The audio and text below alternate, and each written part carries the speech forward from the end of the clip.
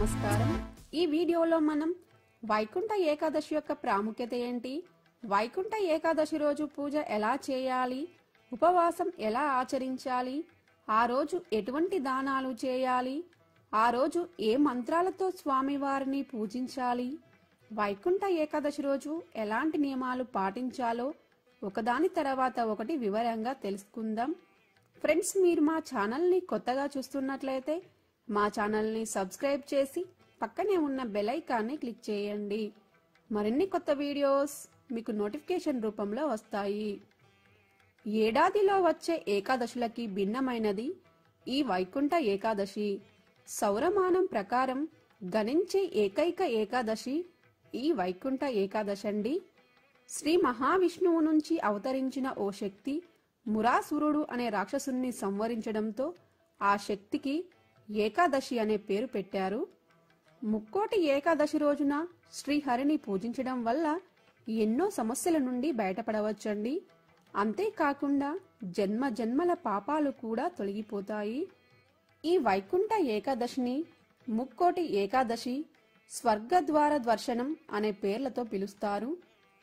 ఆషాఢ శుద్ధ ఏకాదశి నాడు పాల సముద్రంలో పాలకడలిపై యోగ నిద్రలోకి వెళ్లిన శ్రీ మహావిష్ణువు కార్తీక శుద్ధ ఏకాదశి నాడు యోగ నిద్ర నుండి మేల్కొని శ్రీదేవి భూదేవితో కలిసి గరుడ వాహనం మీద వైకుంఠానికి రాగా వైకుంఠ ఉత్తర ద్వారం వద్ద సకల దేవతలు శ్రీ మహావిష్ణువును పూజించారు.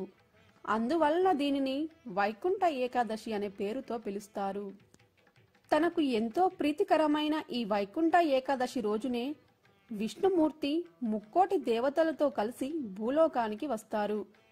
అందుకే దీనిని ముక్కోటి ఏకాదశి అనే పేరుతో పిలుస్తారు.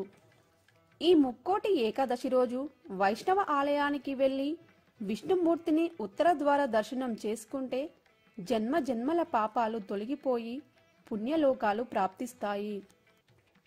ఈ ముక్కోటి ఏకాదశి నాడు ఉపవాసం ఉంటే మిగతా ఏకాదశుల్లో కూడా ఉపవాసం ఉన్న పుణ్యఫలం కలుగుతుందని పురాణాలు చెబుతున్నాయి.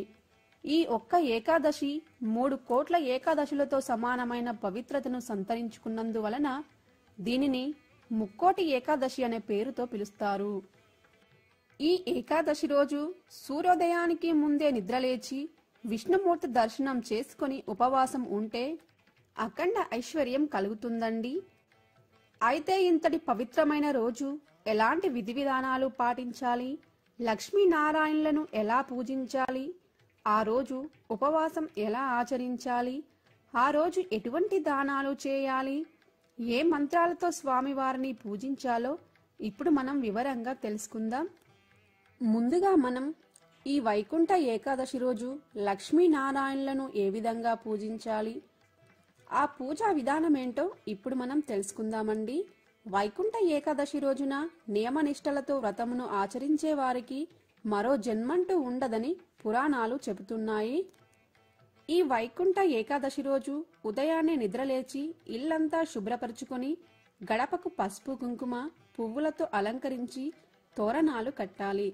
తలస్నానం చేసి పసుపు రంగు వస్త్రాలను ధరించి పూజా మందిరమును శుభ్రపరచాలి.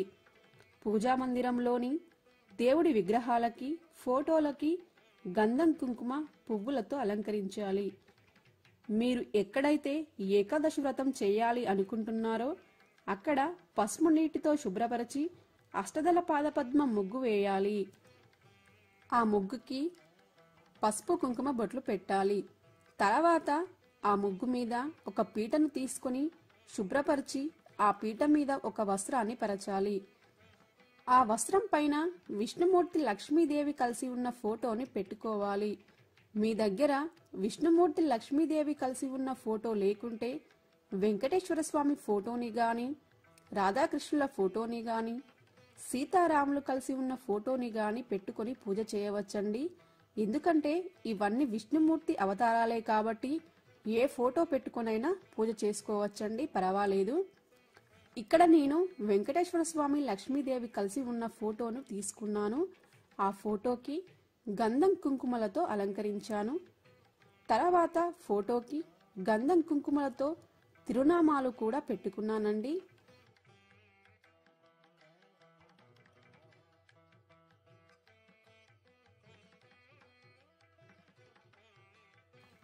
గంధం కుంకుమ బొట్లు పెట్టిన తర్వాత పువ్వులతో అలంకరించాను. అమ్మవారికి ఎర్రటి మందార పువ్వులంటే చాలా ఇష్టం కాబట్టి మందార పువ్వులను కూడా సమర్పించాను. విష్ణుమూర్తికి తులసి దళాలంటే చాలా ఇష్టం కాబట్టి ఈ ఏకాదశి రోజు విష్ణుమూర్తికి తులసి దళాలను సమర్పించాలి. ఈ రోజు ఏం పెట్టినా పెట్టకపోయినా తులసి దళాలతో ఆయన్ను పూజిస్తే మనం తెలిసి తెలియక చేసిన పాపాలన్నీ తొలగిపోతాయండి. స్వామివారిని తులసి దళాలు పువ్వులతో అలంకరించిన తర్వాత ఆ ఫోటో ముందు ఒక తమలాపాకును తీసుకొని దానికి గంధం కుంకుమ బొట్లు పెట్టి ఆ తమలాపాకు మీద గణపతి విగ్రహాన్ని, వెంకటేశ్వర స్వామి విగ్రహాన్ని పెట్టుకున్నానండి. మీ దగ్గర గణపతి విగ్రహం లేకుంటే పసుపు గణపతినైనా చేసి పెట్టుకోవచ్చండి.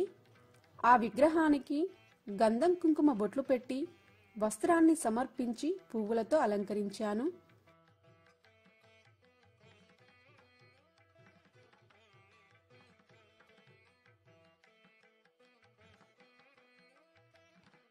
తర్వాత దీపారాధన కుందులకి, కామాక్షి దీపానికి గంధం కుంకుమలతో అలంకరించానండి.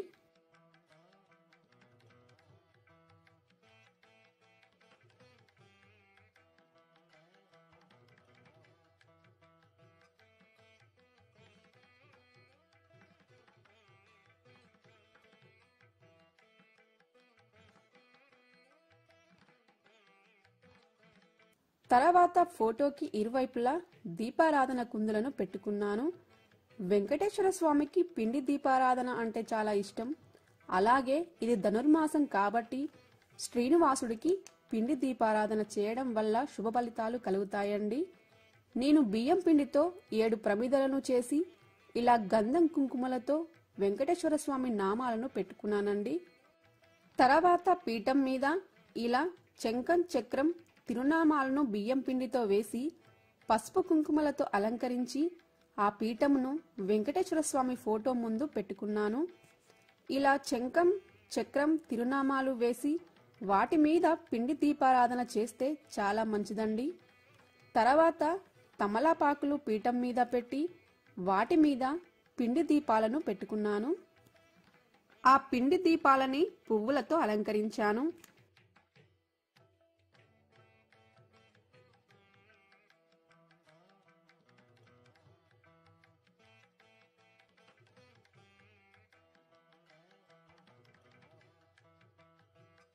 తర్వాత నేను కామాక్షి దీపాన్ని కూడా ఈ పీఠం మీద పెట్టుకున్నానండి. తర్వాత ఆ దీపాన్ని కూడా పువ్వులతో అలంకరించాను. ఇక్కడ నేను కలశాన్ని పెట్టుకుంటున్నానండి. కలశం పెట్టడం ఆనవాయితీ లేని వాళ్ళు ఫోటోను పెట్టుకొని కూడా పూజ చేసుకోవచ్చండి.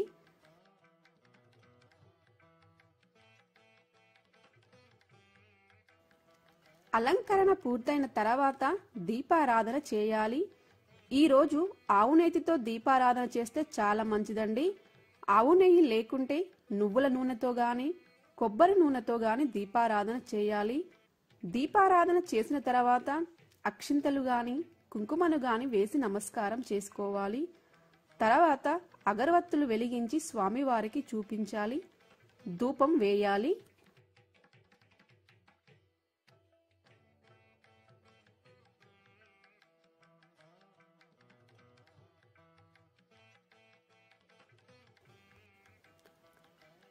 దీపారాధన చేసిన తర్వాత విఘ్నేశ్వరుడిని పూజించాలి. మనం ఏ పూజ చేసినా కూడా ముందుగా గణపతిని పూజించిన తర్వాతే మనం చేసే పూజను మొదలు పెట్టాలండి. ఎలాంటి విఘ్నాలు కలగకుండా పూజ పూర్తి కావాలి తండ్రి అని గణపతిని వేడుకోవాలి.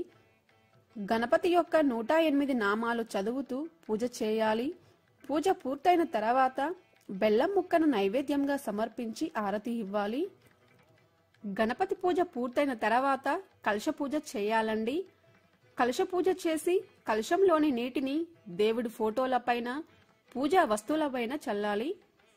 తర్వాత వెంకటేశ్వర స్వామిని, లక్ష్మీదేవిని పూజించాలి.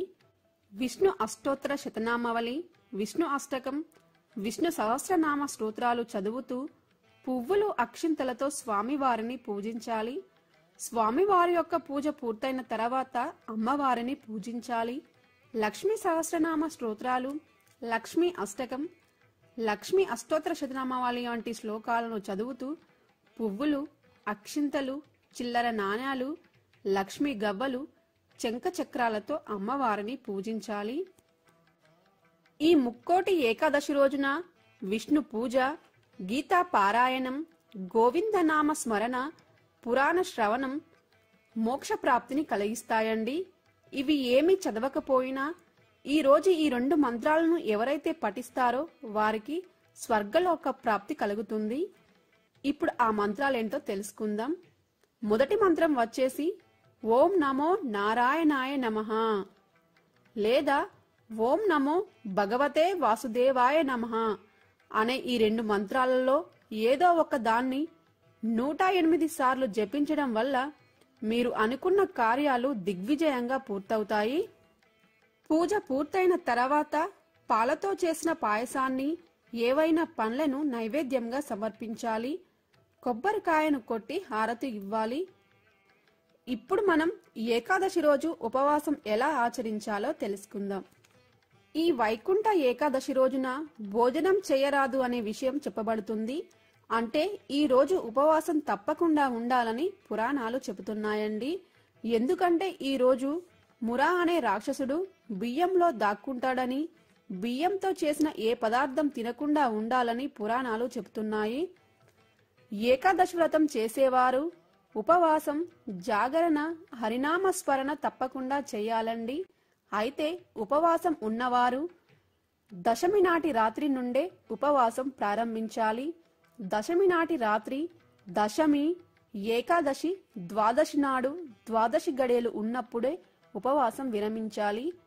అలానే ఈ ద్వాదశి నాడు ఎవరికైనా అన్నదానం చేస్తే చాలా మంచిదండి. అయితే ఈ పూజ పూర్తయిన తర్వాత మీ దగ్గరలో ఉన్న ఏదైనా విష్ణుమూర్తి ఆలయానికి, అంటే వెంకటేశ్వర స్వామి ఆలయమైనా కావచ్చండి, రామాలయమైనా కావచ్చు, ఇలా విష్ణుమూర్తికి సంబంధించిన ఆలయంలో ఉత్తర ద్వార దర్శనం ఉంటుంది. అందువలన ఈ రోజు విష్ణుమూర్తికి సంబంధించిన ఆలయానికి వెళ్లి ఉత్తర ద్వారం గుండా విష్ణుమూర్తిని దర్శించాలి. దీనినే స్వర్గద్వారం అని కూడా పిలుస్తారండి.